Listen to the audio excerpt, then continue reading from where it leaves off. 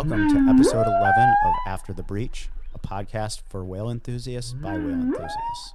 We're your hosts from Friday Harbor on San Juan Island, Washington, whale watch captains and professional guides Jeff Friedman and Sarah Shimazu. And you'll hear a familiar voice today, Daven Hafey, who joined us in episode 3. Yeah, and he is back. We have a great episode today. One of the questions we get quite a bit from guests on our whale watching tours that we run here is, what do you guys do in your off season? And the answer for most of us is that we go whale watching in other parts of the world. So we run tours here starting in early March. We go through November, December. So we have a few months in the winter to go check out whales in other opportunities around the world. And we want to share some stories about what we did this winter and maybe inspire some travel and some whale watching, not just here in the San Juan Islands, but around the world. Between the three of us, we covered quite a bit of ocean this winter. I'd say so, yeah. Yeah, ranging the Arctic, the Pacific around Mexico, Sea of Cortez, the Southern Ocean, Antarctica, and the North Atlantic. Lots to cover. So welcome, Sarah, Daven. Yeah, it's exciting to be back. We haven't done this in a while. Yeah, little shaking off a little rust. It's been a couple months. We had talked about possibly doing a remote podcast, but once we were all away, it between the time change, and the sparse internet in some places. Yeah, very sparse internet, and then the amount of time we spent on the water in the DR and, other things. We just didn't get a chance to sit down and record anything away. Yeah, we talked about doing it on the in the Dominican Republic. Sarah and I were both on a trip together down there with humpbacks that we'll talk about. Daven was nowhere near us. He was on the other side of the planet. And talk about lack of internet. Yeah, no 5G in Antarctica. But speaking of running tours starting in early March, if I'm not mistaken, there's one tomorrow. We have our first tour tomorrow. First tour of the season tomorrow with Maya's Legacy Whale Watching. We'll be running most days for the next few weeks, and then by mid-March, third week in March, we'll be running every day through the end of the season, through October, November, every day, and then weekends late November and early December. Great time to be here too.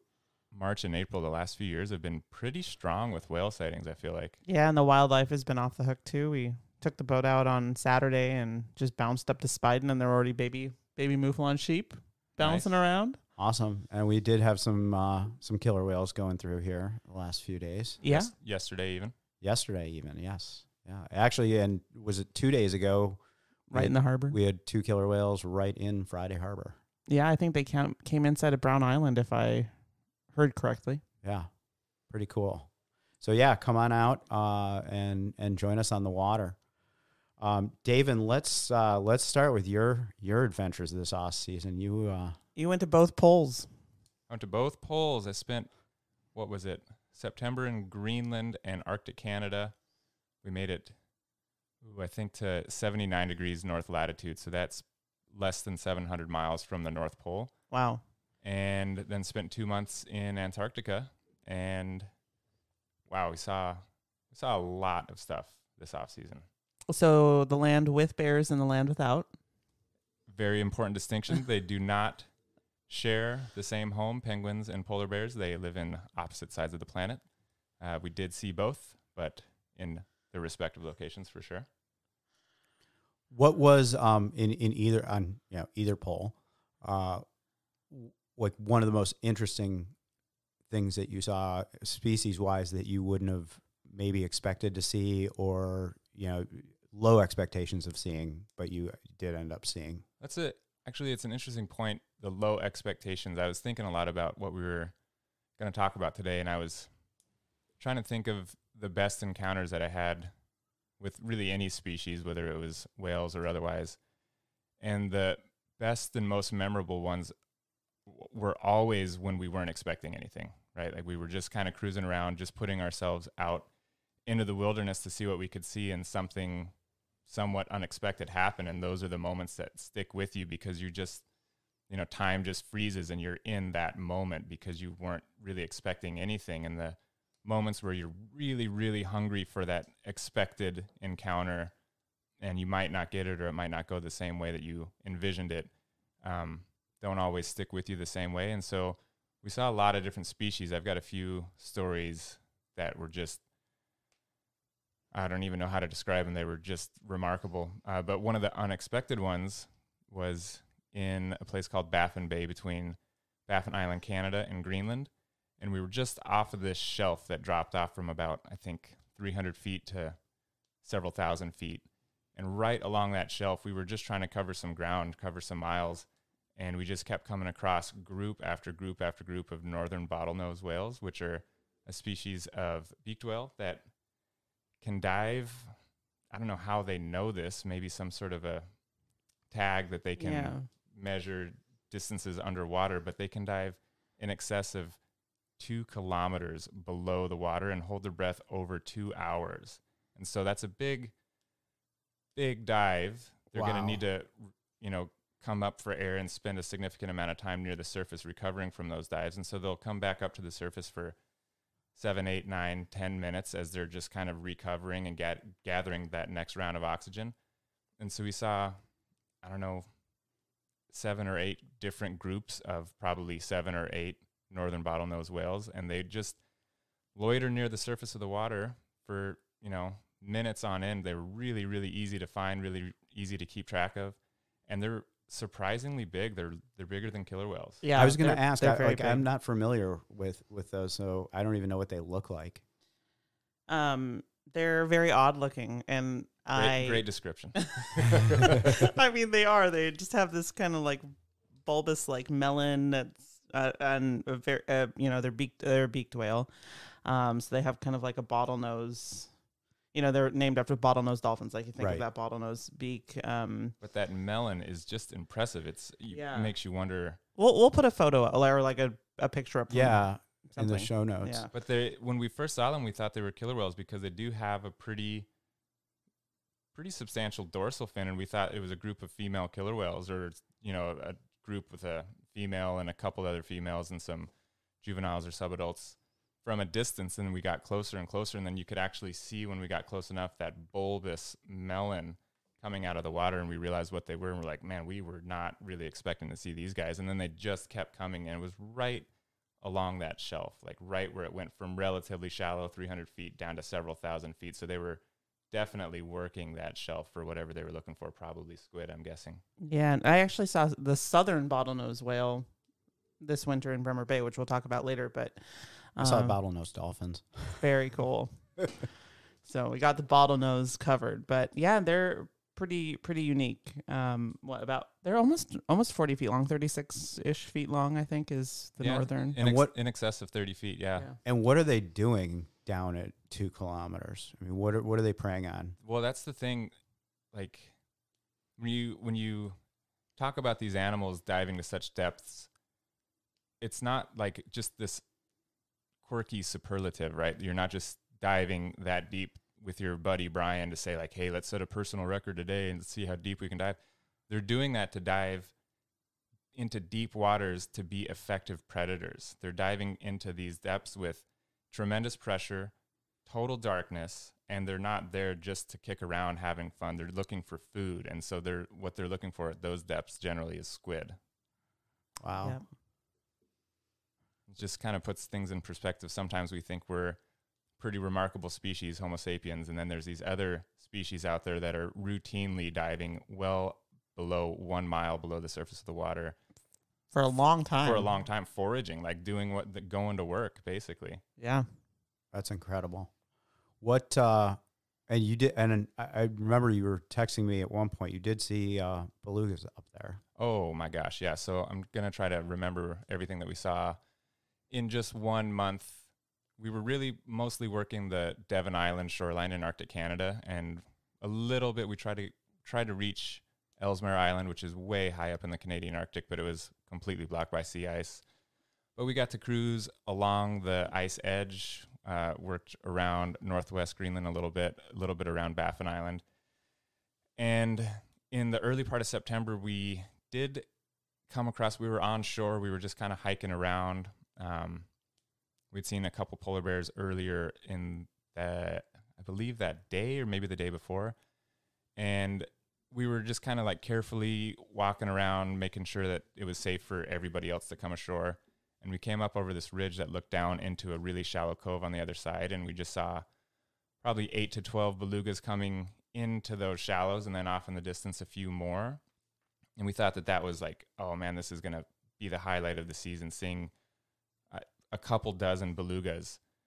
And a few weeks later, we really ran into them. We ran into, not literally, we found them in numbers, in huge numbers. I'm talking hundreds and hundreds. And then we'd go around the corner into the next bay, and there'd be hundreds and hundreds more.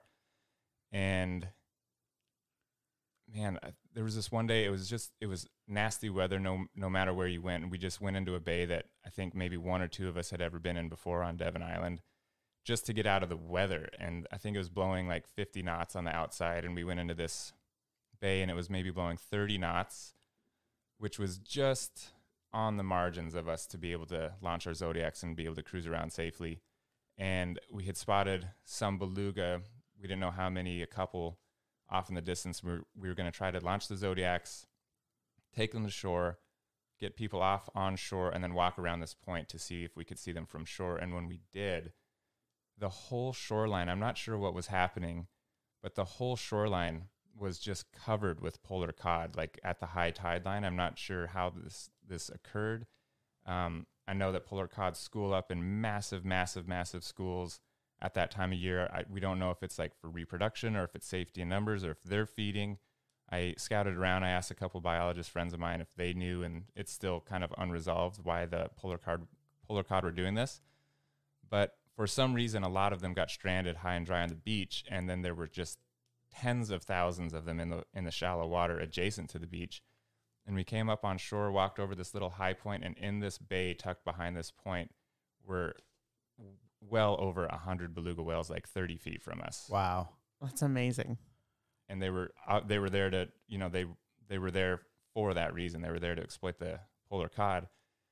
And the following like 3 or 4 days, no matter where we went on Daven Island, it was the same phenomenon. We just go in any cove, any bay, and there's another few hundred more. And it got to the point where we would talk to each other like, oh yeah, another big group of beluga. And like people would continue drinking their coffee because like we'd already wow, seen that's amazing. So many aggregations of it. I mean, I was still out on the outer decks putting my coffee down, like trying to get anybody and everybody to enjoy the moment as well. But I think some people had their fair share of beluga, which is kind of a crazy thing to say, right? That's not an easy species to find. Yeah. It's not. If you think about how few the number of people in the world have seen them in the wild, yeah, it's definitely not a common sighting. Yeah, and so getting back to your original question, then I'll come back to the beluga.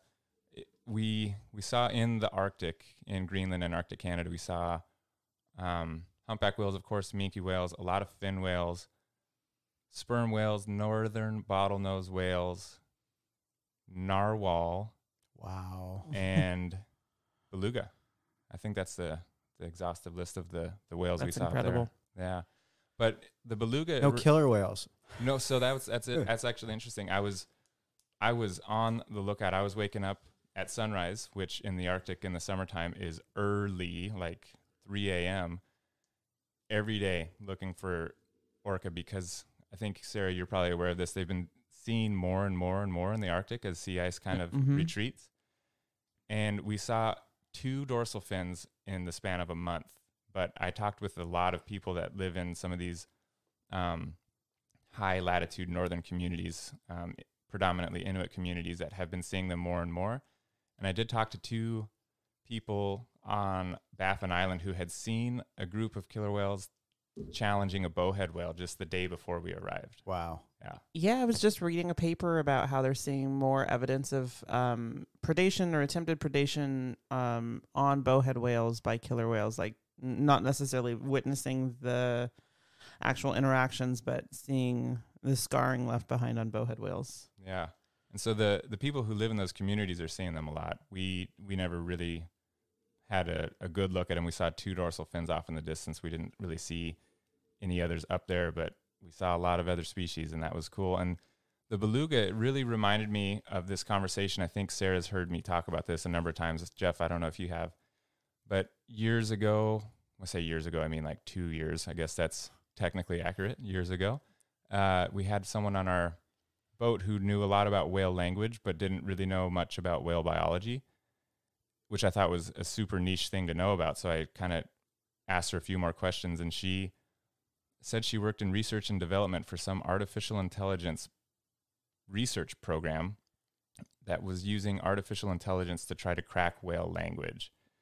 And she had been working in the Arctic in Canada, and as far as she had been able to get was there was, a summer meeting ground, this area where multiple groups of like 10 or 12 belugas all meet up. So they form about, I don't know, she said maybe 300 belugas in this one spot. And they were able to use artificial intelligence. And I never went and verified this. She could have just been pulling my leg, but she sounded pretty credible. That they were able to determine that every beluga in that extended group of about 300 had a sound that corresponded to that individual, and they recognized their own sound, and they knew all the other sounds to every other whale in that group. So basically names. Like a signature whistle. Right. Yeah, interesting. That's fascinating. So that's I couldn't stop thinking about that when we were watching just like literally hundreds of belugas out there in these remote places, and they likely knew each other. They likely knew each other's signature whistle or name, had some sort of relationship dynamic. We're aware of each other. We're aware of, like, I don't know, this is getting in a little bit personification, but like probably knew some of their buddies and some of the ones that they didn't really get along with, and just had dynamics. Yeah. And, it always strikes me that, we hit that line where we're like, oh, this is, I'm anthropomorphizing here. But why wouldn't they? Right. I mean, these are very intelligent, very emotional, very social animals. Why are we the only ones?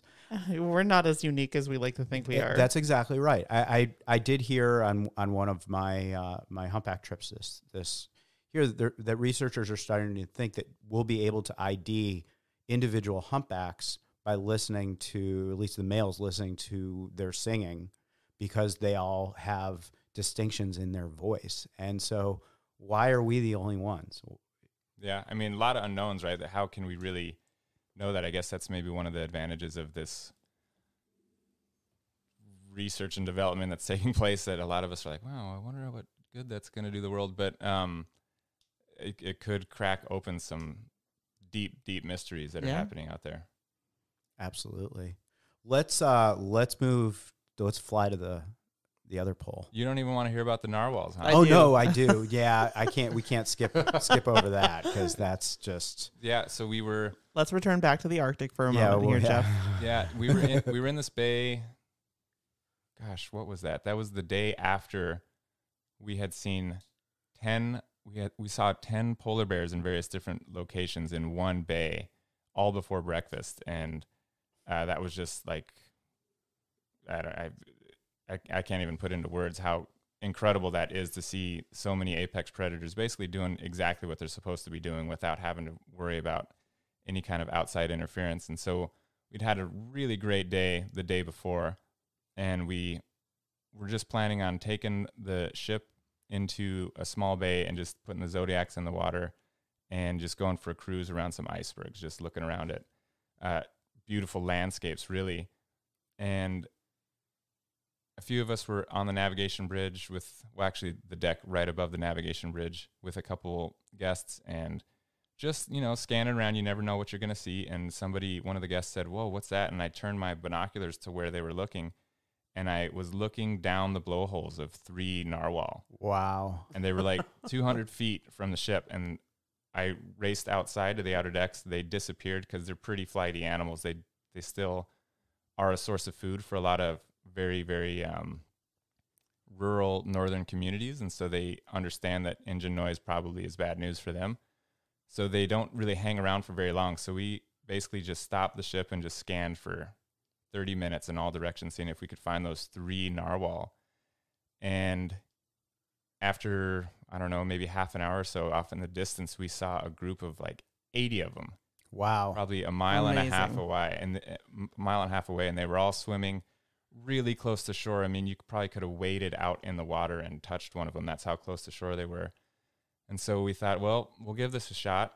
I don't know if it'll work, but we took the ship miles ahead of them, just miles and miles ahead of them, so we wouldn't interfere with anything that they were doing. And then we took the cranes on our ship, hooked them up to our Zodiacs, lowered the Zodiacs into the water, and then just kind of puttered slowly to the shoreline and turned off our engines, thinking that if we just wait here, maybe they'll keep cruising up the shoreline.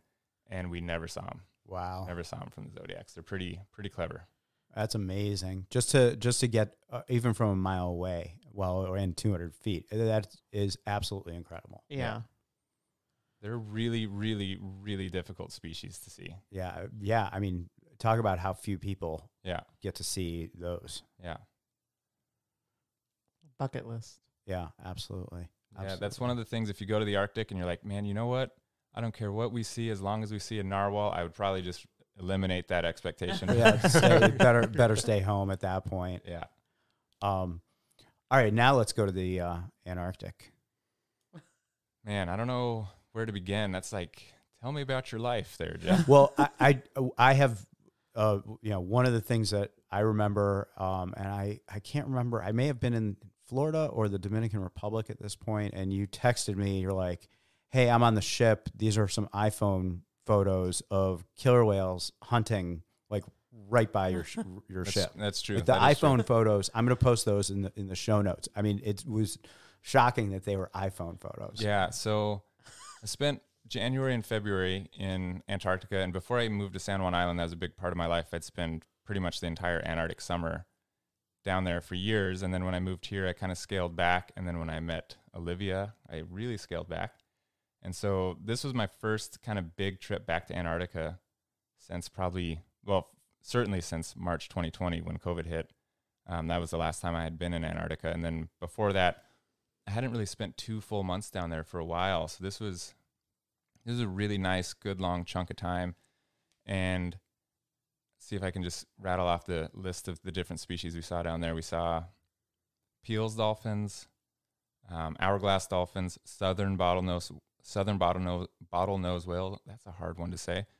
Sperm whale, a lot of fin whales. I mean, a couple hundred fin whales easily over the course of the couple months. Pretty sure we saw a couple blue whales. It was really hard to get photo IDs because they were quite some distance away. Minkies, humpbacks. And then we had several encounters with type A orca. We had a few with type B2 orca. And then the one you're referring to is the type B1 orca. Those are the ones that, if you're listening and if you've ever seen the documentaries of killer whales in Antarctica swimming side by side to create this little pressure wave to knock a seal off of an ice flow. And then that seal is a little bit more vulnerable, and it's maybe a little bit of back and forth. The seal hops back up on the ice. The killer whales come back in and create another wave and knock the seal back into the water. That's the type B1 killer whale. Did you see that? We didn't. They were patrolling the ice, but there's a difference between ice in Antarctica. Glacial ice or brash ice, which is all fresh water coming off of glaciers. That's what icebergs would be, or little like just chunks of ice that would be too small for a seal to sit on, versus sea ice. And we were in this zone where there were like a couple pieces of ice that had calved off of glaciers that might have been suitable for a seal, but not a lot. And then a lot of just really small fragmented pieces of brash ice. So probably not the best location for them to be looking for seals, although we did just a few hours after this kind of go around the corner in this little bay, and there were like 50 crab eater seals in there. So I'm sure it didn't take long for those killer whales to find them. But when we saw them from the Zodiac, they were moving not even just in and out of the sea ice, but or the brash ice, the kind of bergy bits, the small icebergs, that kind of stuff.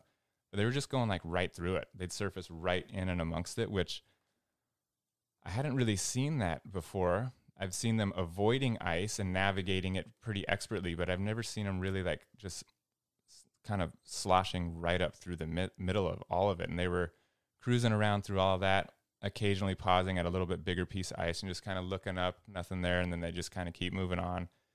And we were just kind of watching from a bit of a distance, and they just, as killer whales often do, just made a hard right. You know, they don't follow straight lines, just like we in our normal human lives like to do. We like really nice, firm, crisp, straight lines in our daily lives, and whales really have no use for that, of course. And so we were kind of cruising around with them from a distance, and they just made a hard right and swam right toward us and swam basically right behind the back of the Zodiac I was in. And I just pulled out the old iPhone and ended up getting a couple nice little photos of that. That was pretty cool. And you'll see if Jeff and Sarah post any of those photos, you'll see there's a pretty distinct greenish yellow color to the white patches, their eye patch and their saddle patch, and that's algae or diatoms colonizing their bodies that turns them that pretty distinctive color that you don't really see up here. Yeah. Just for people that might be thinking about traveling down and going out to Antarctica. Do it. Yeah, I mean, that's on my list, but I'm just curious, as far as expectations, how often are you seeing killer whales? That's a good question.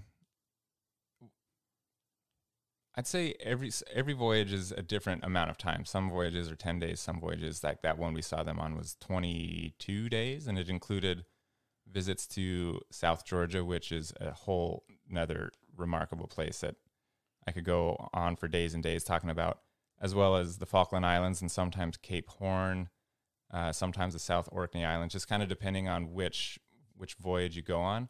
But I'd say if you're diligent, if you're out looking most of the time, you can see them from the ship.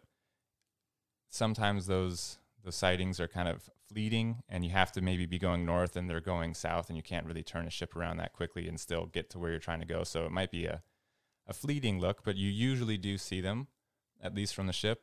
The encounters that you get from a Zodiac are a couple times a year, times. So it's not like the Salish Sea where you go out and you have a pretty good chance of seeing them most days. Down there, those encounters are like kind of take your breath away because they're so rare. And when you're in a Zodiac, these are, if you've ever been out with Maya's Legacy, they're probably half the size of our J1 and J2 boats, and they sit a lot lower to the water. So like, kind of feels like you're in a canoe with killer whales coming at you. That's a pretty, I don't know, pretty profound experience, I'd say. I bet. Yeah. But also, just something to keep in mind, we had pretty calm, I don't know if I'd say calm. We had manageable seas a lot of the season, but we did have one day that was a proper Drake passage. It was a Beaufort scale 11, which is category violent storm. It was 85 knot winds and 30 to 35 foot seas. Wow. And there's nowhere to run. There's no bay to tuck into. You're just out there and you have to take it. And that was... What is that like? Yeah, it's... Some people say like, oh, I want to get one of these storms. I really want to feel the power. And you're like, do you? And then you feel it for about 30 seconds. You're like, yeah, this is awesome. And then like 45 seconds later, you're like, yeah, this sucks. Let's get out of here. But you can't. You have to just kind of. And how long, like when you hit that, how long is it? We were in that storm. I mean, the storm was building. So we were in that storm for 2 days, but it wasn't that strong the whole time. I'd say it was at that level of strength for probably 8 sustained hours. Wow. And is the whole boat puking? I wouldn't know because at that stage, just to prevent anybody, because the ship isn't like a flat level platform when you're bouncing around in 30 to 35 foot seas. And so at that stage, everybody's just basically ordered by the captain to stay in their own cabin, except for a lot of the staff. We had to bring everybody sandwiches and stuff, so some people had something to eat if they were, capable of eating in those seas. So I don't know. There might have been some of that happening in cabins, but I wasn't investigating. I just can't imagine that. Yeah, it's and that's the cool thing. There's whales out there in those conditions cruising around like it's no big deal, right? Like we didn't see type A's. Type A's are the ones that are often seen preying on other whales and sometimes elephant seals. I think Sarah's got a few encounters with some type A's from Australia also, but they're a little bit more like what you'd expect to see of a killer whale up here. They're crisp, black and white. They They do prey on elephant seals. They prey on minke whales a lot. They've been seen maybe preying on juvenile humpback whales as well. And we saw them a few times, maybe in like 15 to 20 foot seas, so not 30. And they're just cruising around, like just on patrol looking for lunch. Yeah. Yeah, I mean they're built for that. I mean they're not confined to their cabins and and someone will bring them a sandwich if they're hungry. Yeah, the sea state's pretty big. Can somebody bring me a sandwich? I don't. Yeah, that's not it. That's not in their day to day. But yeah, if anybody is interested in going down there, it's not that rough all the time, but it can be. Yeah, I heard it was maybe a little bit windier than normal or maybe I heard wrong.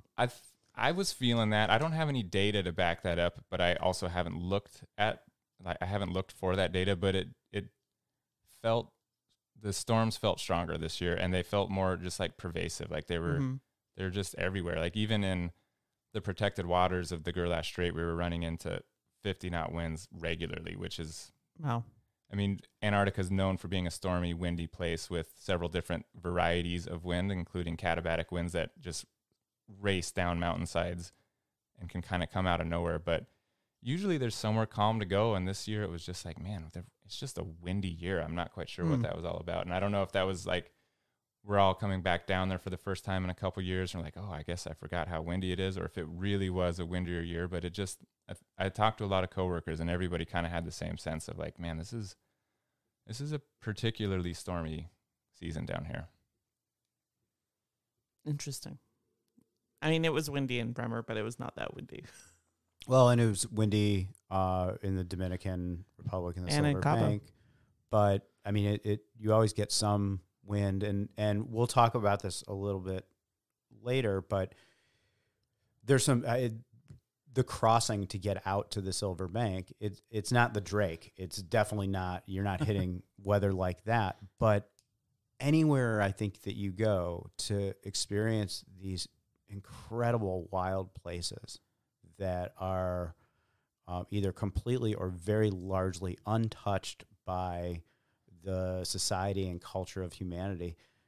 It's not this flat, easy 1 hour trip. It's right. You have to go through some conditions and some rough water. Well, if it were easily accessible, humans would have, That's right. That's exactly what I tell people when they're feeling a little nervousness about crossing the Drake Passage when they're already on our ships heading south, or people are maybe just kind of inquiring if it's for them and saying, I don't know if I could do the Drake Passage. Can you fly down there? I always just say, like, just do it. Even if you get sick, it's going to be unpleasant. It's going to be uncomfortable, but it'll give you a sense of reality for where that place is, how hard it is to get there, how isolated it is from the rest of the world, how powerful the world is, how powerful the animals are that have to deal with that. And then you're out there in these storms, 80 knots, and you look out the cabin window and there's a wandering albatross just like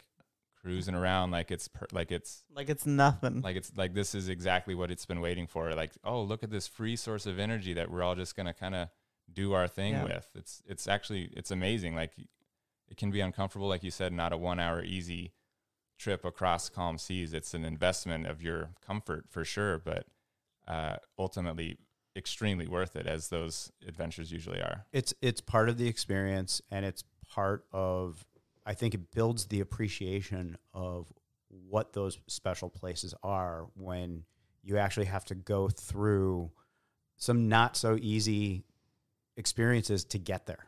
Yeah. And for me, honestly, when I'm hearing about this or, out on the Southern Ocean myself, it makes me think about people that were out here in the 1800s and earlier,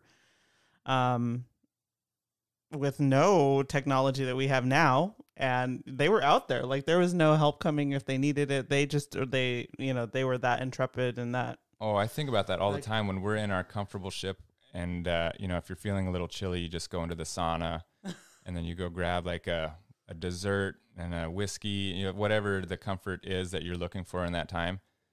Take a hot shower. You go to the gym, even if it's calm enough seas or whatever it is, or it's a cold day, 32 degrees Fahrenheit and kind of windy. And you're like, oh man, it's cold. And I think boy, those people like 200 years ago, this would have been the best day of their entire Right, year. right. And they were traveling down there with no maps, no weather forecasts, no communication of the outside world. Yeah. No, And no one to bring them sandwiches on a rough day. yeah, I mean, actually, you don't know that. Yeah.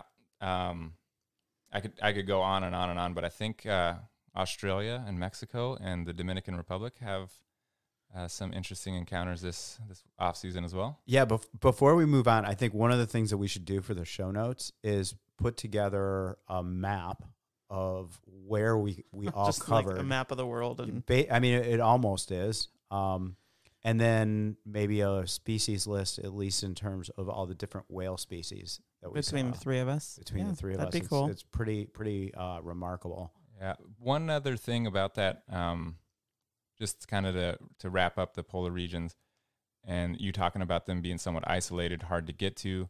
You get to these places, and in the Arctic, it's a different feel. There's communities, but they're a couple hundred miles from each other, but they still are out on the land. They're still out moving around, traveling from community to community. So there's a human presence there. There's an Air Force base, a U.S. Air Force base in Northwest Greenland.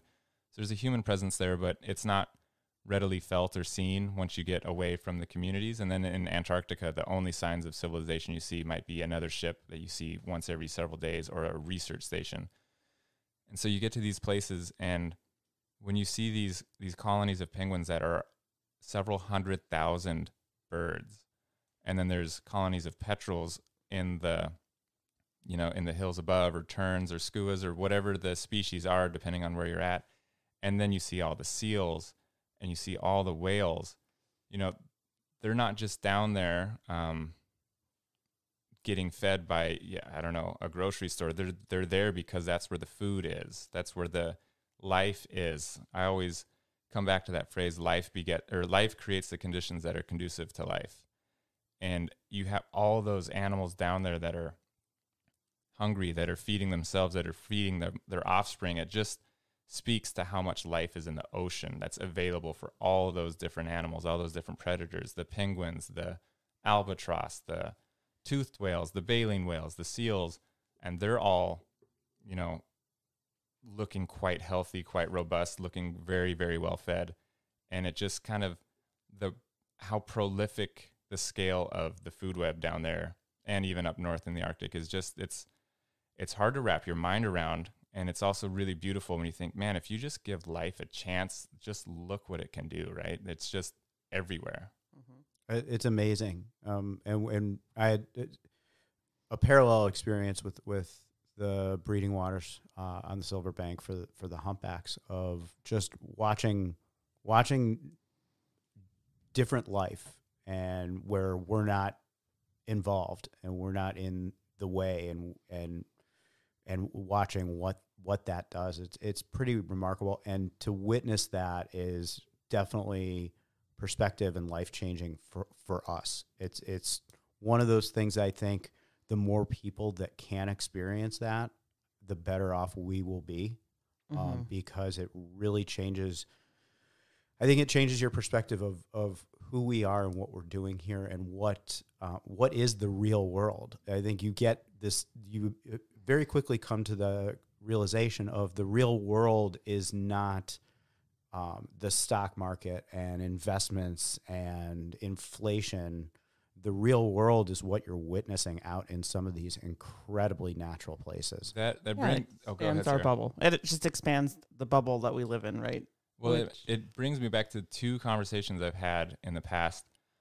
One was, I spent a substantial amount of my life in Juneau, Alaska, and it took me years and years to establish a very sincere relationship with an elder from the Tlingit Nation who we had some incredible talks over the years. And this one time he told me, you Westerners view nature as this thing separate from us. Like, you go visit it on the weekend and then you go back to your life at home, and you don't realize that nature, you're in it all the time. You just don't see it because we've built up our infrastructure within it, but we're still surrounded by it. And that perception or that philosophy that you go visit nature, leads you to feeling this sense of estrangement, like you're no longer part of it, and you can just visit it quickly and then come back. And he said that's dangerous for, you know, what's inside of you and how you view yourself and how you view the world around you. And so then that brings me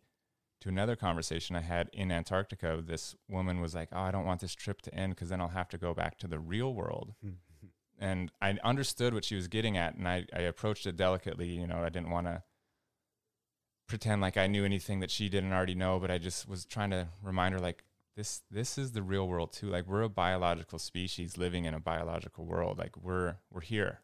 We're here in the world. I get where you're not necessarily wanting to return to because you have to go back to work and fight traffic and all that, but this is also it. And like, the more you can come to these places, not just Antarctica, but really anywhere where there's life around us. Bird watching in your backyard. Exactly. Plants, trees, fungus, caterpillar, whatever it is, like the whole dynamic relationship. Like, nothing exists in isolation, right? Everything exists in relationship with something else. And the more you can expose yourself to that, I don't know, it like you said, it changes everything, changes how you go about your day to day, changes how you feel about yourself, changes how you feel about a lot of things, really. The more time you can spend just surrounded by biodiversity, really. Absolutely. I mean, and we'll talk about the Sliver Bank, but one of the things that strikes me every time I go there is that we're surrounded by humpbacks that are there for breeding, or some of the females are having their calves there. And there's really almost no signs of humanity there. There are only 3 companies that have permits to even be there. You don't see anybody else. And you're surrounded by humpbacks that are living their rituals of their winter, all gathering from the east coast of the United States, Canada, Greenland, Iceland, the Arctic. They're all coming down there. It's the largest breeding area. And they are unfolding, the events that you see unfolding, these are rituals that they've been doing for thousands of years. And there's almost no evidence of the constructs that we've created in our society. And it really is grounding to experience and perspective changing of, wow, there's so much more to this world than what our tunnel vision forces on us sometimes. And you can have those experiences just going in your backyard and, you know, having it quiet and check out the birds that are around. Yeah, I mean, any of these places that we visit, you know, of course, we all love the whales, right? And that's one of our things. But, you know, I've come to like understand, at least about myself in going to these places, is that it's not just like some perspective. It alters who I am as a person. Like, I am forever changed when I visit these places and see the vastness of life outside of what, you know, society's created or our everyday human life. And, I think that's important. I think, you know, when I go year to year, year after year, it's just continuing to change who I am and how I am a part of this world. Yeah, and it should come as no surprise then that you do what you do because it has changed you, right? And you do what you do because it's changed you, and you can't really imagine, you know, a life where that's absent. Because once it gets inside you, you will fight to protect that. You'll fight to keep it as part of your life on a day-to-day basis. Yeah, absolutely. And I think I've mentioned this on previous episodes that I wouldn't be here running whale watching tours and sharing whales with people if I had not done that trip to the Sliver Bank that changed my life. And in one moment down there, realized that I wanted to spend as much time as I could on this planet being around whales and sharing them with other people. And then it became very clear to me that is what I want to do with my life. And that's when I started making moves to come out here. Making phone calls from your office closet from my office closet in Cleveland, Ohio. And I think this is just kind of hitting me in this conversation. I think that this is to come full circle a little bit. But the reason why in our off season we go whale watching in other parts of the world is it keeps us connected to having that grounding experience and opening the perspective, changing and opening. And it's kind of like, that's the world we want to be living in.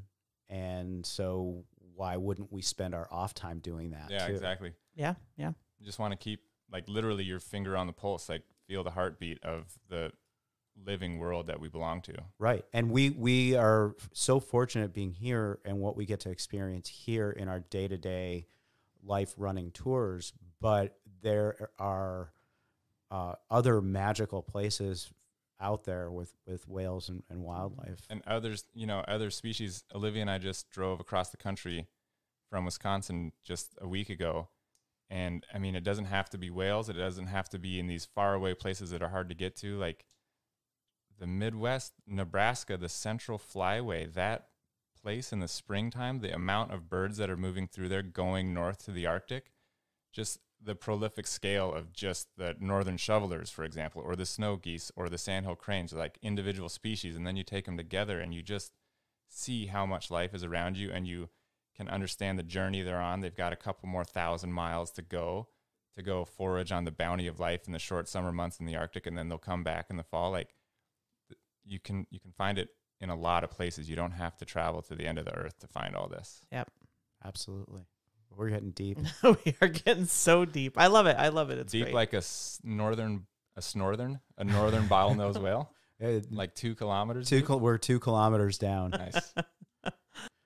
So continuing on with big water crossings, Sarah spent a month. Yeah. I was down there for 7 weeks, but yeah, about a month in Bremer Bay. So where is Bremer Bay? Bremer Bay is in Western Australia, but it's on the southern coast. So for me, I fly into Perth on the west coast, and then it's 6 to 8 hour, depending on how you drive, down to Bremer Bay. All roads go through Broomhill. No, they don't. But the one I did go through Broomhill. So yeah, it's quite a ways out there. It's a small town. It's about 400 people. Last time I looked. That's funny you say it's a small town with 400 people, because I work with a couple Australians, and then we have some on the ship. I'm like, oh, one of my friends is in Bremer Bay right now. And I'm like, oh, where's that? Like, it's in Australia. Oh, never heard of it. It's kind of interesting, hey? Yeah. A lot of people have never heard of Bremer Bay. I think that is changing because of the killer whales down there. But yeah, definitely. Even in Australia, a lot of people are like, oh, where's Bremer Bay? So I was down there with you in early 2020. Right as the pandemic was hitting. Yeah. Uh-huh. And it is incredible population of killer whales, and similar to the theme that we've been talking about, like you've got to make a huge effort to get to them, because you got to get to Perth, and then you've got to get 6 hours south of there, and then you're going 30, 40 miles offshore. 25 miles to the continental shelf, and then it's usually 25 to 30 miles is where you're finding them. And tell us a little bit about that population of killer whales. Well, there's still a whole lot that I'm learning. So the amount of that I know is minuscule in compared to what I don't know. But being out with them, they are mammal-eating killer whales, but they also eat tuna, squid. So they vary their diet, highly varied. They're not like specific to one type like our southern resident killer whales and our big killer whales are. I think there's some thought that they might be descendant or like type A Antarctic killer whales are coming from that lineage. But I'm not sure how accurate that is. They do definitely look very similar. They have the huge eye patches like the type A. And they think that roughly 300 now is what they're estimating for that population down there. They have, 200 plus in their catalog, and there's always more that are popping up. And this is a relatively newly discovered population. Is Yeah, that correct? 15, 20 years. Yeah. If you talk to the tuna fishermen out there, they'll tell you they've been there forever, and they have, I'm sure, been down there for longer than we've known about them. But for as far as like tourism goes and research goes, they kind of were discovered about 15 years ago or so. And they think they are there just in the southern summer or in the year-round? austral summer. They're not sure. Yeah, they seem to. So their season runs January through the end of April. And as it gets closer to the end of April, they're seeing them less and less. So they do think that they're moving out of that area in other parts of the year, but they're also not out there, outside of the austral summer. Yeah, you can't find what you're not looking for. Right. But if they're not there, they also don't know where they are going to. With the exception of one pod, none of the whales have been seen in anywhere else. But there is one pod that we did see a few times. Really cool group of whales that was seen off of Augusta, Western Australia, which is kind of to the northwest around the Cape there. So Fui's pod, big male with 2 big notches in his dorsal fin. I'll put up a photo in the notes. But it was really interesting. It's a very different kind of group of whales down there than what I'm used to. And what are the trips like? You're out there all day. It's a big investment to get down there, and it's a big investment in your energy to be on board. So you're leaving about 8:00 in the morning. So I was usually to the boat about 7:15, and you're out coming back about 5:00. So it's an hour and a half out to the continental shelf, through some big water for us, not for Daven. But, regularly in like 2 to 3 meter swells with some wind wave on top, and oftentimes bigger than that. But, the windier it is and the more waves there are, the easier the whales are to find. So it was the calm days when we couldn't find them. Interesting. Why is that? Because they're not around. I mean, we only had one day we were out that we didn't find killer whales. But there were several calm days where it took us 5 or 6 hours to find them. Interesting. Yeah. I remember when we were down there, one of the things that people were saying was on the calmer days, it's very quiet out there. Mm-hmm. And on the rougher days, you're more likely to see a predation because they think the whales are masking their own sound profile in the sound of the waves. And so on the quiet days, they aren't able to be as stealthy, which kind of parallels what we talk about here, that some of us think that the bigs are masking. I mean, how many times are we out with bigs and a ferry goes by or one of those container ships and then all of a sudden they're hunting? Yeah. Or the couple match lines that have been hanging around like Kingston and Edmonds and West Seattle for the last 2 years, all summer long, right? All summer long, yeah. Yeah, so definitely the predominant food is beaked whales. So, like the bottlenose whales. Or bottlenose. Poor buddies. And usually what it seems like is that they're kind of listening and waiting for these whales that have been down on a long dive, several, very deep for, potentially an hour, potentially longer than that, to come up to the surface, and they're getting them on their way up. So mostly subsurface predations. We did have one surface predation on a beaked whale. But obviously they're getting them below the surface as they're trying to get up to breathe. What is it like watching a predation like that on another large whale? It's chaotic, definitely so chaotic. So I've seen a predation on a gray whale in California in 2014. And this was similar in some ways, but a lot more chaos in other ways. There were just tons of whales everywhere. It was like one pod would find the beaked whale, and then you just see splashes everywhere you look of killer whales porpoising in from kilometers away. And suddenly there's like 50 or 60 killer whales, all in the area, kind of moving through this area. And there's birds swirling and shearwaters and albatross all around, kind of fighting over oil and scraps of flesh and free lunch. Yeah. And really, like, here we see birds associated with killer whales after they've made a kill. There they look for killer whales by looking for the birds. So if they see a swirl of birds, the birds kind of just follow the killer whales, like Man, that's waiting gotta for them be- to make a kill. Oh, I mean, that would be such an interesting feeling to see a swarm of birds in the distance a couple miles out and kind of understand what's going down out there. Yeah, yeah. And you'll see sometimes the huge slicks, you know, the oil slicks from the kills, and know that's something crazy. Like a whale lost its life here, you know, not that long ago, and not see any other evidence except for this slick with like storm petrels kind of bouncing through, collecting oil or that kind of thing.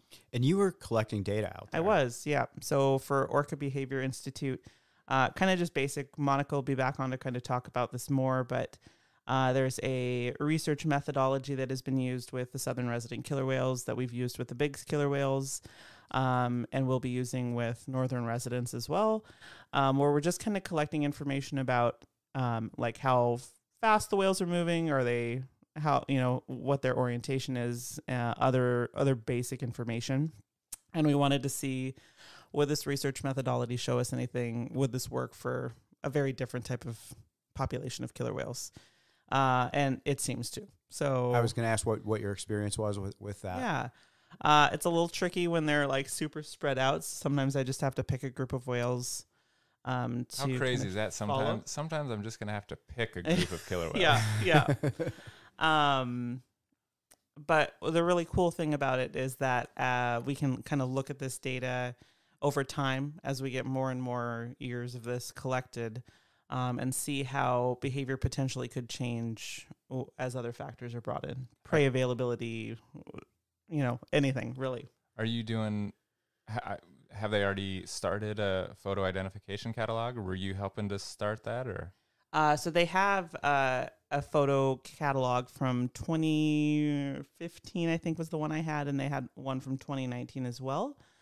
So Dr. Rebecca Wellard started Project Orca down there and is through Curtin University, and so she kind of maintains that census or has. I'm not sure what the current status of it is, but it's a little out of date. There's been a lot of changes in the last 3 years, so. It was interesting to see the whales and kind of try to piece together who's who and who's related to who and that kind of thing. And these whales are, from what I remember of seeing them, they're pretty friendly to and interested in interacting with very much so people in boats. And I think this is common for killer whales. I mean, they're dolphins. This is common for killer whales around the world. I think the killer whales that we see here find us boring because they get nothing back. They get nothing back, and so they've stopped. I think they've stopped because they're bored with us. But the ones down there are very, very friendly. Yeah, and it's not all of them. There's definitely groups that didn't really come close though. So Swirl, your favorite whale from down there, is one of these curious whales, and in her pod, she's part of Cookie's pod. She's really like the only one that, while I was down there at least, would kind of approach the boat and come under it several times. The rest of the group, had no issues with the boat, but just didn't approach to look or interact or anything like that. But their matriarch down there is a whale known as split tip, and I'll post a photo. Very obvious whale, has a split in the top of her dorsal fin, and it kind of goes both different ways. So if you look from behind, it's like a Y. And she's very, very curious, and she has 3 young calves in her pod, probably under the age of 3. And those 3 are joined at the hip. And they're super curious. They were constantly coming over the boat, coming under the boat, rolling to look up at you. They would swim away from the boat, and Jeff, I think I sent you a video of this. They would swim away from the boat and then pivot back around and come to the side of the boat and look up at the people looking at them. It'd be cool. We should post that. I remember that. We should post it in the show notes if we can. So had that little calf do that. One of my last days out there, swam under the length of the boat because it's a catamaran. So between the 2 hulls, came out under the bow, and then did that 180 pivot and came back and vocalized at the surface while looking up at the people. Very cool. I remember seeing things like that when we were there, when I was there in 2020 with you, coming coming out between the hulls and matching the speed of the boat and turning on their side and looking up, and just really, really neat behavior. Yeah, it's a really cool place to visit.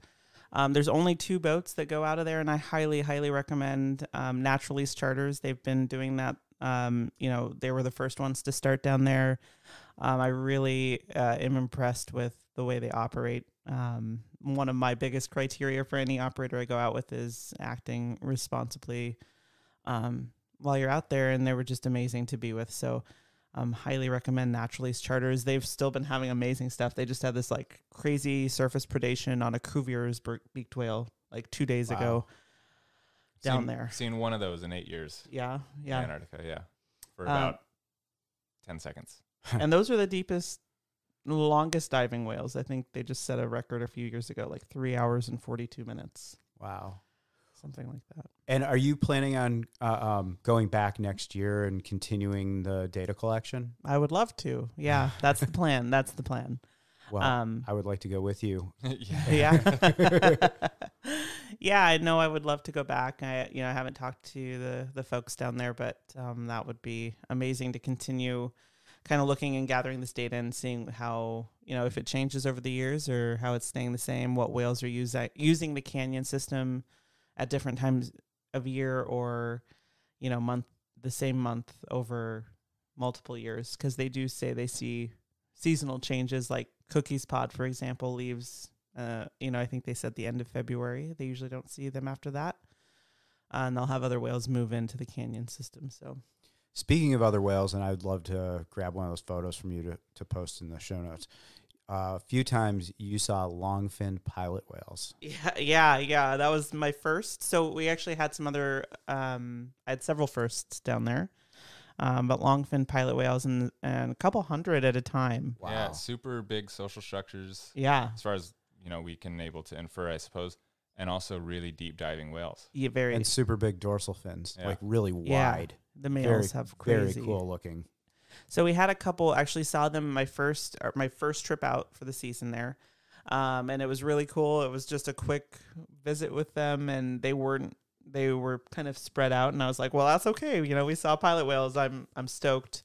And then the last few days, we had 2 really cool encounters with them where it was like a couple hundred really tightly grouped, surfacing next to the boat repeatedly, and just being really super social and spy hopping and that kind of thing. So I'll try to post some photos for that, but also saw false killer whales. Oh, nice. That's the one I was trying to put that out there. I wanted to see one of those so badly this year. Still have never seen one. Yeah, I have missed them by like minutes before. Like this would have been my 4th miss if I had missed them, but finally saw them. So that was really cool. They were traveling with some oceanic bottlenose dolphins, and then the southern bottlenose whales and Gray's beaked whales too. Wow. All of these species you're talking about, they're all toothed whales. Mm-hmm. And the encounters that you had with the pilot whales and some of those more curious killer whales reminds me of this lady I met this winter. She's a research professor with the University of California system, specializing in neuroanatomy and psychology, and she's dabbled in marine mammal neuroanatomy and psychology. And we had a couple just really, really interesting conversations about the prefrontal cortex and the limbic system and the paralimbic system, which a lot of these toothed whales have, which not all species do. And there are very fascinating implications of having those systems in your brains associated with like self-awareness and group awareness and long-term retention of memory and emotional intelligence. And so these whales come and investigating boats in this area where they don't often see boats. Just got to wonder what's going through their minds. Right. Yeah. And it's definitely interesting to see their response to the different boats. I mean, they approach both boats, but it does seem like they have certain memories about both boats, coming up to different ones or preferring to come up to different ones. So it was just really interesting. Well, and I think we see that here with the killer whales here, that they will behave differently with different boats. Yeah. And they haven't, they did tag one killer whale down there a couple of years ago, and it was interesting. I was just chatting with them, the folks that have been down there for for a long time, and they were saying that after they tagged the one, that boat came back out and the whales disappeared like as soon as they heard the boat in the area. And we've seen that too. Yeah. Here. We have seen that here, and it makes sense. Yeah. We're not the only smart animal out there, hey? That's right. No, we're the smartest animal out there. Yeah, so it was just a really cool encounter down there in Bremer Bay, and I look forward to going back. But I was getting text messages from you guys down there on what limited self-service and internet service I had about your adventures. And Daven, I think you texted me once, and you're like, oh, yeah, we just saw, like 10 fin whales before 9:30 in the morning. I got that text from you, too. And now we have hourglass dolphins on the bow. That's a nice day. Yeah. Wasn't bad. Yeah, those fin whale encounters, if you find where their food is, they're an outside coastal species. They don't hang around in like inside coastal waters. And so if you can just kind of see those topographical features, that bathymetry and underneath the water, and just kind of see the conditions that you might expect upwelling and the animals that are there to feed on that just bounty of life, you can usually run into pretty impressive displays of life. Yeah. Sometimes pilot whales, a lot of times humpback whales, sometimes these groups of fin whales that, it's not 100 together, but if you just look kind of like out in front of you from your 10 o'clock to your 2 o'clock over the distance of a couple miles, there might be 100 fin whales out there. Yeah. Wow. And I think the bathymetry is another thing about like Bremer Canyon too, is it's this canyon system that kind of sits on the edge of the continental shelf.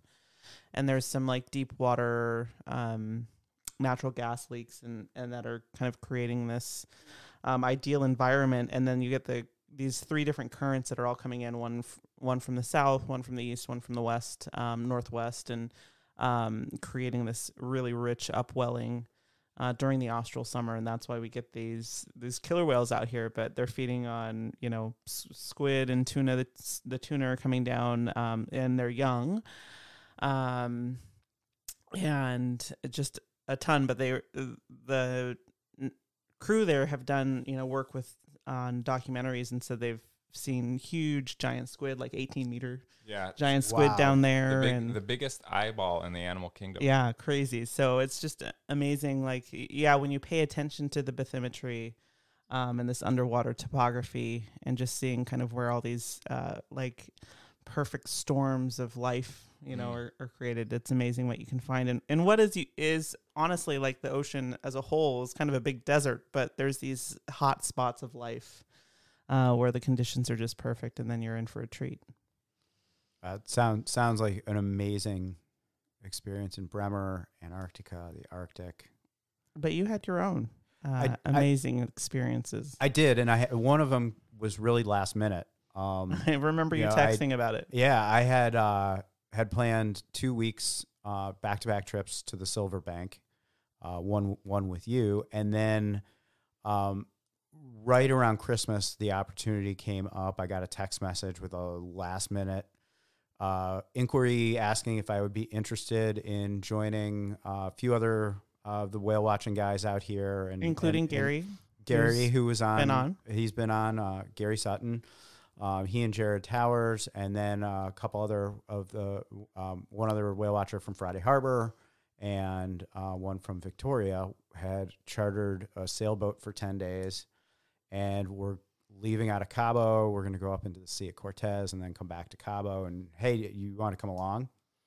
How do you say no to that, right? No, sorry. I'm busy.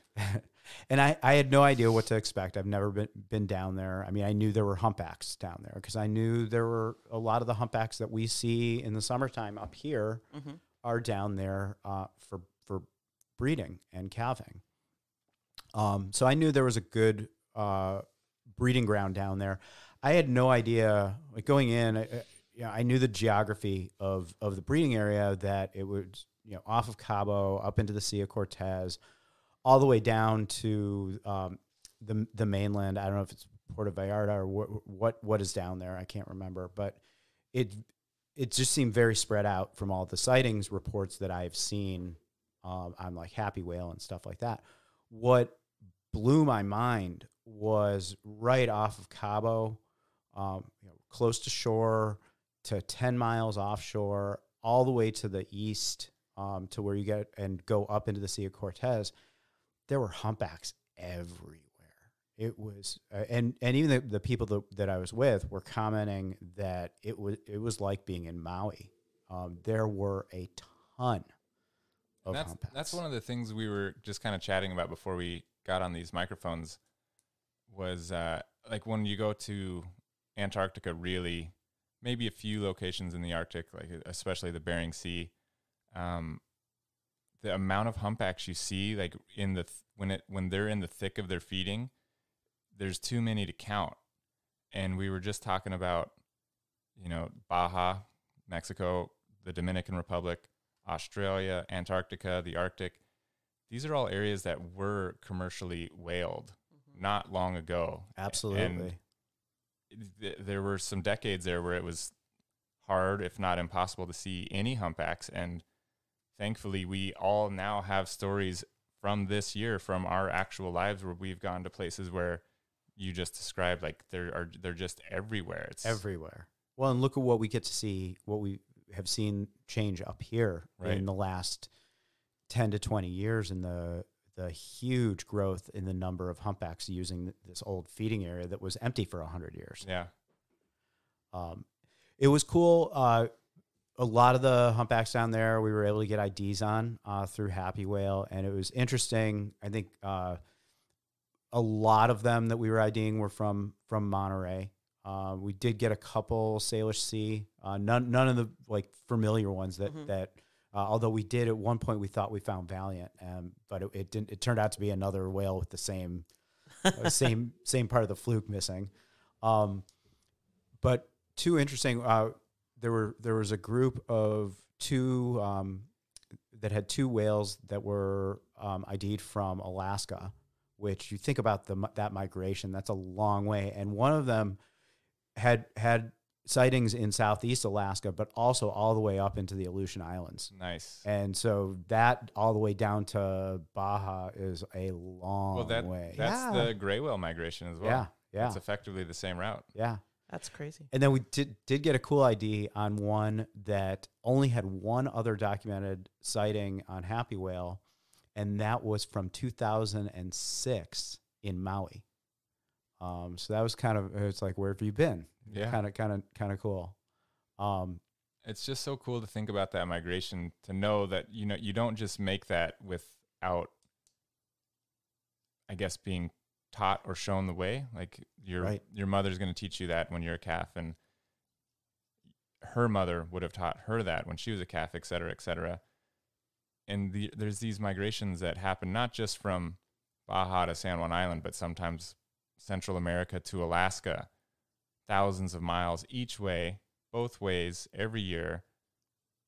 It's just, and it's, you raised a great point about them being taught, and they get taught once. Right. They get one lesson, and that's it. Yeah. Now you're expected to know. And think about like us getting taught something one time, and it's like, that's all you get. Mm-hmm. Here's how to walk to the grocery store around the corner. Yeah. Amazing. So yeah, but it was really cool. We did, we went up the Sea of Cortez all the way to La Paz.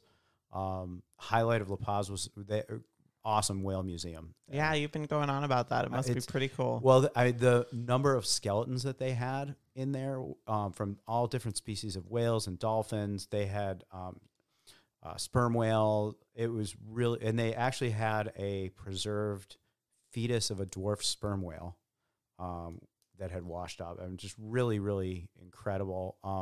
We did get, it was really windy there for a few days. So rather than just sit around on the boat doing nothing, we jumped in a car, we rented a car and drove across to the Pacific coast and spent a day in Magdalena Bay with gray whales. Nice. Which was pretty cool, because like when we see gray whales here, you see one, maybe two. If you're lucky, you get a pair, but it's usually single. It was cool seeing them in groups of 6 and 8. I'd never actually personally seen that before. And we did get one friendly, which is pretty cool. I had a GoPro, and I was just, sticking my hand in the water with the GoPro, having no idea what I was shooting, and got some really cool footage of a gray whale, like literally just, it's almost like he was getting a head massage with the bottom of the boat, like constantly coming over and rubbing his head underneath the boat and just making physical contact and holding his head. Exfoliating sponge. Yeah, and just really, really, really cool to see. Yeah. So yeah, that was a great trip, and then from there it was eastward Onward eastward. to the Dominican Republic. Yeah. You joined me for the first week. I stayed on for a second week. And from the Dominican Republic, from Puerto Plata, it is 75 miles offshore to an area called Into the Bermuda Triangle. The Bermuda Triangle. Did you find any like treasures and stuff? Well, we disappeared for several days. Nice. And then Yeah. came back and nobody had any memory of it.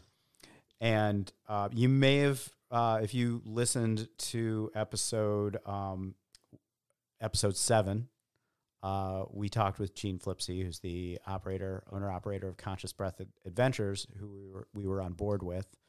And we went 75 miles offshore. It is a shallow bank, average depth, I think around 50 to 75 feet. It's about 10 by 20 miles big, but surrounded by deep ocean with some of these drop-offs and canyons. I mean, at one point... Third deepest in the world, I think, the Puerto Rico Trench that we were crossing. Yeah, it was, I think at one point was it 16,000 feet deep. Holy buckets, really? Yeah, I and did not know so, that. so you're going over, like, that overnight... So typically it's an overnight crossing when you're first venturing out there. And for both weeks that I was on, occasionally this will happen where they're like, hey, it's really not going to be comfortable tonight at all.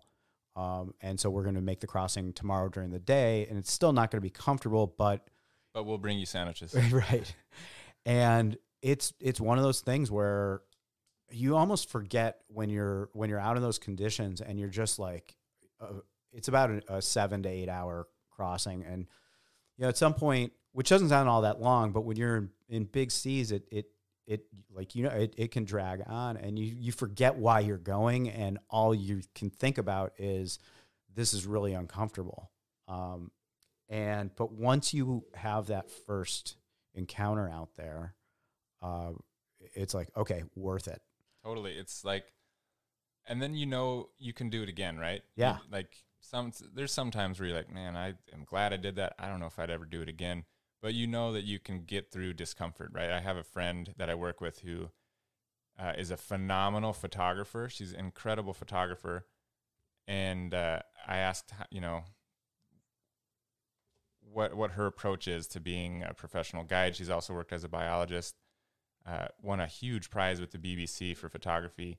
And she said, I'm just comfortable being uncomfortable. And if you can get to that point, right, if you can battle through some discomfort, that crossing that lasts 7 or 8 hours, and if you can become comfortable in that, man, you're going to see some remarkable stuff like you saw at Sliver Bank. Yeah, the payoff is huge. And I want to touch on one thing before we jump into some of the stories of what we experienced out there. And this is a common theme throughout all of our experiences that we're talking about here, because it's so important with what we do here that we go out in a very respectful way with respectful operators.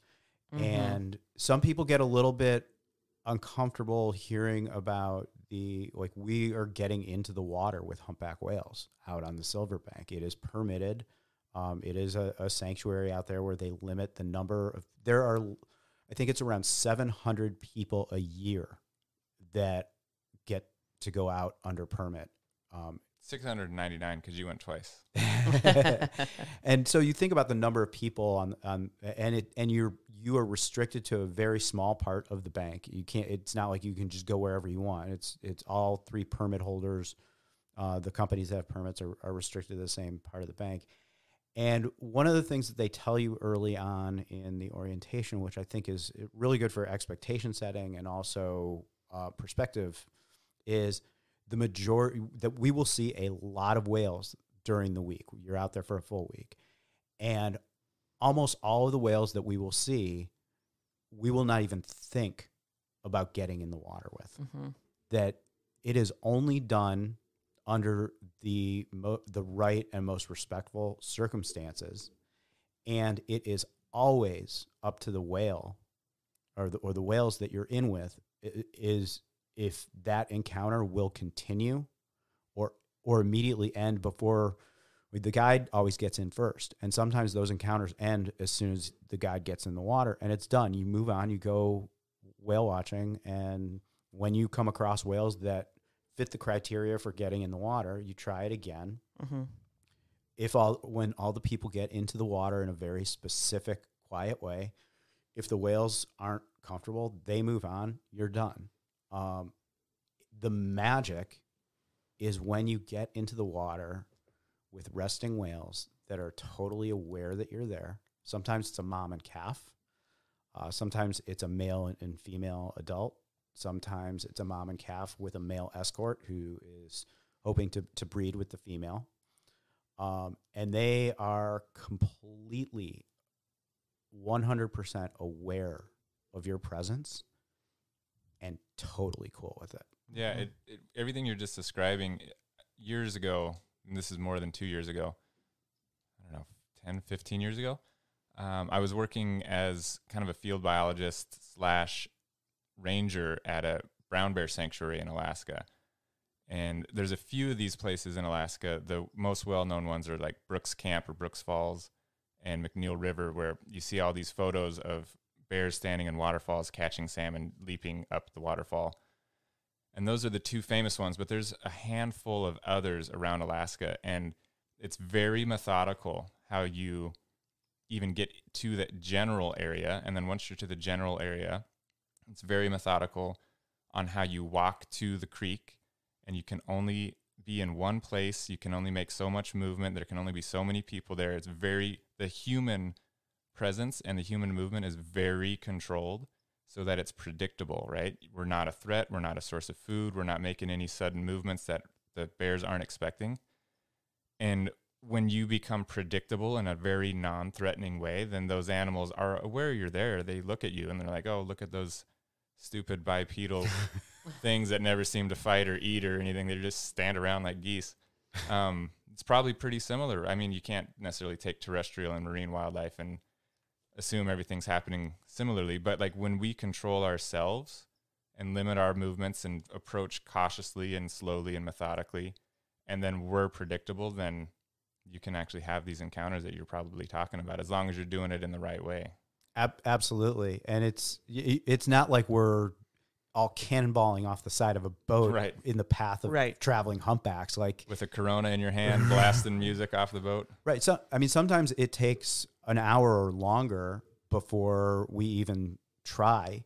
And so it's very slow and deliberate. You can spend over an hour and then you try and it doesn't work and you move on and you just spent over an hour trying, but it, you're still whale watching from the surface. You're still seeing humpbacks. But it's funny what you're saying about them, looking at us. One of the things that really strikes me when you're viewing humpbacks that are resting, and they are resting, they're not resting on the bottom, but they're fairly close. But they're in the water column. They're not up against any kind of surface, and they are 100% still. Mm-hmm. And they will sometimes adjust a pec fin, like. If you're not looking for it, you wouldn't even notice. But like, if you're staring at their pec fin, you'll notice this slight movement on occasion. And they are just sitting there totally still, not moving a muscle and not moving anywhere in the water column. And then we're a group of like 10 of us, all clunking heads, treading water, totally like not like graceful. Yeah. And I think they're looking up like, wow, thank God I'm not them. Yeah. Breathing heavily, sucking water in your snorkel. Yeah. Yeah, we are so clunky. Sarah, what during the week that we were out there, would love to hear like some of the impressions from you. This was your second time Yeah. One of the things that Gene said on our podcast, and I'm evidence of that. Gene will say if you come twice, you are very likely to come a third or fourth time because of how different the second experience is. But it's also as epic. Yeah, as, I don't as think the I'll go a first. third time. Just kidding. No, it was great. It was very different from our first week out there in 2019. We had, I think I only had we had two in-water encounters with a mom and calf the week that I was there. Whereas like this year, the previous week, it was like every encounter was with a mom and calf and the same mom and calf. But we had three encounters, I mean, pretty long encounters with resting adults with no calf. And that was pretty incredible just to like kind of sit there at the surface and watch them, as you said, just hovering below you. And the first one we got in the water with were the two adults, the female and male. And they were almost like nose to nose below us, resting for... They were doing, I think, 24-minute dives. 24, 25, and he came up at 17, and then would just circle around and go back down to her, and then they came up again. But so that was really cool just to kind of watch them totally chill, but like nose to nose or over each other.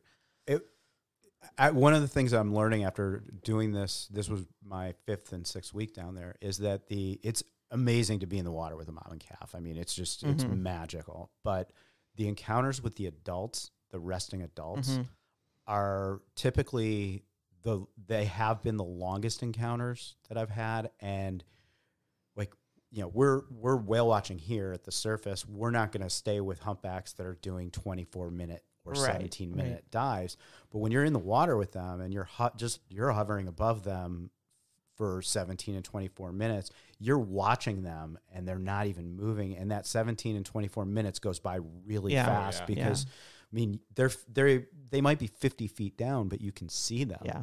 And to watch how they rest and how, like I said, how they do not move a muscle. Just these micro movements, basically like us just like keeping our balance as we're walking down the street or something. Yeah. Or exactly. Or like, you know, when you're in bed and you just like move your arm, right? It's like, it's nothing. Yeah. There's a couple things that you just said that made me think of other thoughts. You said that if you go 2 times, you'll likely go a third or fourth because of how different the experiences are.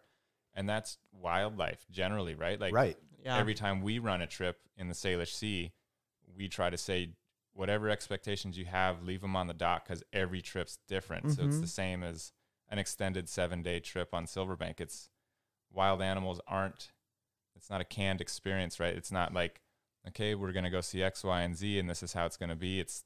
They're wild animals and they're doing what they're doing. And every time you encounter them, it's an entirely different experience, just like it is here. Yeah. Completely. And I've had weeks on the Sliver Bank where we didn't have a lot of in-water encounters, but you always get incredible surface behaviors and see some amazing things. It's anywhere you go with wildlife, you can't control the weather, you can't control the wildlife, and you just don't know what you're going to get. But I think the key is being present in the moment. Being present in the moment, because whatever you get, there is magic in that. And it's up to us to find that magic. And if you're focused on your expectations of what you thought this was going to be, you're likely going to miss it. Yeah. And a great example is, you know, there may be people who like, I just want to see a mom and calf and I want to have that interaction, or I had an interaction like that on my first trip and I want that again. And then you totally miss the magic of being in there for an hour and a half with 2 resting adults who would come up and surface so slow and angle in a way that they would come up so that they could get a good look at you on their way to the surface. And if you're bent out of shape about what you came in with, expecting, that's gonna go right past you, and you just missed a life-changing experience. Yeah. It's like I try to say, really anywhere that I'm out with other people we're just looking around, seeing what we can find, is the more things you're interested in, the more interesting time you'll have. Like If you can be open, not have any set expectations, and just be observant, everything's going to blow your mind. Like every time you go outside, it's going to blow your mind, especially if you have what you're describing, just a single solitary adult humpback whale sleeping. Some people might be like, oh, boring. Let's see him jump. Look, if you're open to that, it can change your life. Absolutely. That one. We did have, it's funny. To pat myself on the back for that one. We're driving along and I was like, there's a peck fin down there. Like you could just see the peck fin. Like he was resting below. And the water was so clear, and their peck fins are so white that we're like cruising along at like 10 knots, and Sarah's like, I see a peck fin down there. And it was one resting adult. And down in the breeding areas, typically if you see a single adult, it's a male. Because if it's a female, like she's going to have males with her. That's why they're there. If the males typically, if they're on their own, are singing.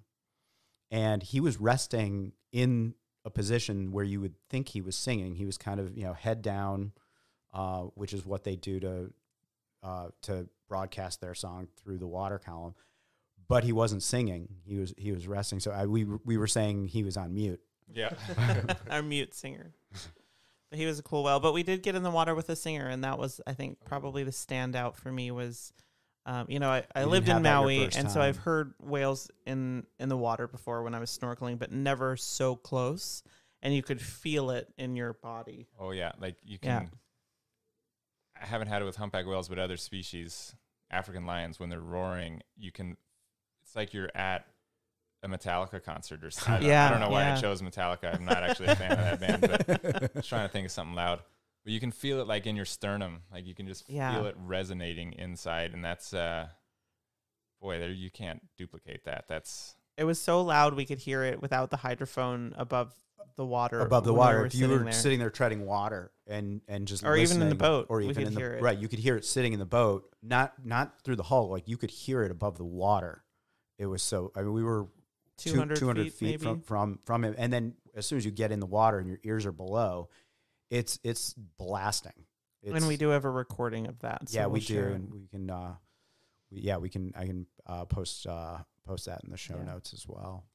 The other thing I was thinking of is I saw some of your pictures of some of these humpbacks, or I guess some video clips of them swimming in these shallow waters in and amongst coral, like just kind of sea mounts and areas that might be 50 feet deep, surrounded by areas that are 5 feet deep. It's tropical, it's warm, there's not a lot of food, and they're perfectly at home in that environment in the Dominican Republic. And some of those whales that go to the Dominican Republic are also going to Greenland, and it's this severe landscape with steep precipitous cliffs that drop into the ocean, and ice, glaciers, sea ice, icebergs everywhere, and they're perfectly at home there too. Mm-hmm. It's amazing. Yeah. They're so well adapted to different environments. And I think the Sliver Bank, I think it's less than average is somewhere 50 to 75 feet, and they've got coral heads that come all the way up to the surface, and you'll see them swimming in areas where the coral heads are really close together, and they're just navigating through there. Yeah, masters. One of the other things I wanted to point out, and Sarah, you had a little bit of this with the with our 2 resting adults, and I had this on the second week that I was there as well. We had 2 resting adults. It was a female that has been identified before, and Conscious Breath has been in the water with her before, but I think the last time was 2015. She was with a really cool escort, and so the escorts will challenge each other, and the female chooses one for however long he maintains his status as challenger. And so it was just the 2 of them, and the guide was in the water first, and then he gives the signal that we can come in and quietly approach him. We get up to the guide, and I'm like, dude, where's the challenger? Like, I thought there was a challenger here. I just see this female resting, in the water column, like 40 feet below. And it's like, where's the escort? And he's like, oh, he's out patrolling somewhere. Keep your eyes open. And this is, I think, one of the coolest experiences when we are down there. The escorts, the male escorts, sometimes they're the ones that push the female and calf off and say, yeah, I don't want to, I'm the focus, not these people. Like, let's leave. But when they're cool with people in the water, they seem to be the ones with the most personality and the most curiosity.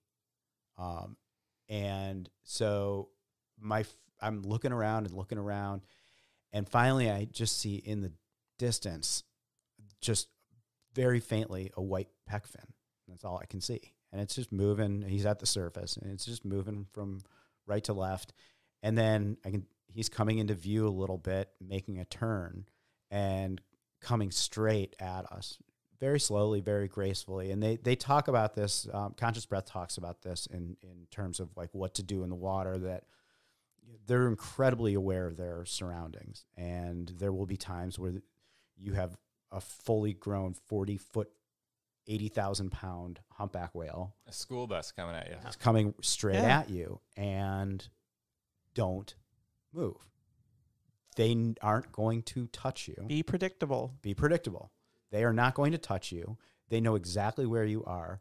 They've got their plan, and they are in control of the situation. And I'm sitting there like, oh my God, there's a 40-foot, 80,000-pound. Yeah. And they it's beautiful to watch. And they come close, I'm in quotes, but they don't come close to touching you. I think maybe 15 to 20 feet would be the closest, maybe, but like directly under. Yeah. Very spatially aware animals. Very. Yeah. Very. Well, we had that the first week with the brief encounter with the mom calf and escort. And my camera, of course, failed during that one encounter. But the escort swam right under us. And I would say he was probably at most 15 feet underneath us. And I remember just looking down like, yeah, you could like flick your tail up right now and just like end me. And I was like, I know he won't. But I'm just going to sit here because if it happens, it happens. But I'm just going to take in this moment. Right. There's nothing you can do. Right. So I'm just going to let go. That's like it's one of life's big lessons, right? Is letting go. And then these big, profound moments will reveal themselves to you. Yeah. And that's what you like. If you're panicking, trying to get out of the way, you're going to lose that moment. Yeah. And you could just see his eye looking up. Like you could see him looking up at you. Yeah, totally. He knew you were there. And well, and I think that's what I think part of it is they're coming out, they're curious, like hey, I want to get a better look. That's a really cool snorkel you got. But I think they're Those curious. Are vintage fins, and it's not like they don't know what people are, right? Like they see people whale watching, when they're up north feeding wherever they are, and it's like they know what people are. I think they're just a little bit curious, especially the escorts. So I'm curious. You've also done something similar in Arctic Norway with killer whales. Killer whales, yes. Curious how it felt being in the water with killer whales versus being in the water with humpbacks. Much colder with killer whales. Much colder. Emotionally, it's very different. So with the humpbacks, in both circumstances, you feel that the animals are very aware that you're there. And they will, in different ways, kind of acknowledge that you're there. The humpbacks are looking at you. The orcas look at you too, but the humpbacks, it's more of a slow pass. Often with the male escorts, it's a repeated pass. I mean, the patrolling escort, he did this 5 or 6 times while we were in the water, over the course of an hour, would come around and actually at one point came towards us, moved off, did a circle behind us, and came back, like repeatedly checking you out. The orcas, it's far more fleeting.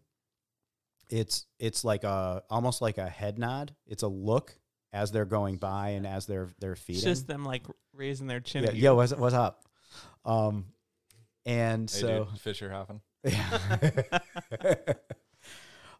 So it's different, but in both cases, you definitely get the sense that they're aware of you and they understand what you're doing there, and in both cases, you're also aware that I'm not in control of this situation. And that's like man, I can't believe I've been doing this as long as I have been, like making a career out of either field biology or science communication or kind of science tourism, for lack of a better word, ecotourism. But I've had some moments that I hope everybody can have a moment like this where you might be out in a national park or out on a boat looking for wildlife, and you're aware that you're observing wildlife, but those moments where it's like irrefutable that they're observing you also is so cool. That's that life-changing perspective. Yeah. Mm-hmm. That you wonder sometimes. We wonder this on when we're doing tours here. It's like who's watching who. Yeah. And when you know that is the case, they're coming up to you, they're like that male escort making a few passes or that head nod, when you get that reciprocal recognition that, okay, I'm watching you and you're watching me, then it's almost like it's humbling. Like you don't see yourself as the only game in town. Right. Life has changed. It's the world is a lot bigger. Yeah. Life is a little bit bigger than just me. Yeah, for sure. Awkward pause. Are we out? I think that was good. So we are going to do another trip in 2025 to the Sliver Bank. Daven, hoping that you and Olivia will join us. Yeah, sounds great. And if any of you listening are interested in joining us or have questions about that trip or any of the areas that we talked about, definitely get in touch with us. You can email us at afterthebreachpodcast@gmail.com. You can follow us on Facebook, Instagram. You can message us there as well. If you enjoyed this, share this with your friends. Leave us a review. We will, now that we're back, we will have more upcoming episodes shortly in the next few weeks. Have lots of ideas for more great podcasts. If you have any ideas or requests of topics you'd like to hear, get in touch with us. Yeah, and if you guys have any questions for Daven, Jeff, myself about things you've heard on this episode, like Jeff said, email us. You can reach out on Instagram. We're happy to bring it up and answer them on the air too. And if you're interested in coming out with us with Maya's Legacy whale watching, definitely get in touch with us. And if you're on the boat with any of us and you have listened to our podcast, let us know. Let us know. There were people in the Sliver Bank that listen to the podcast. And nice. It's really cool to hear people from all over the place listening to this. Well, shout out to them. Yes. And if you are coming out to the Salish Sea and you're wanting to get on a boat, now's a great time to be out here. This is a pretty good month for killer whale sightings. April is as well, but the thing about the spring is there's so much transition. There's so many different things moving through here. The birds are, even if you're not a birder, it's a really cool time to be on the water. The sea lions, the stellar sea lions are still here. Maybe there might be some gray whales starting to come north anytime now. You never know what you're going to see. Like we've been talking about, every time's different, but it's just a neat time of year to be here in the springtime. Spring and fall, I think, are my favorite times out here. Yeah, absolutely. Awesome. Well, thank you for listening. Yeah, and thanks, Daven, for joining us again.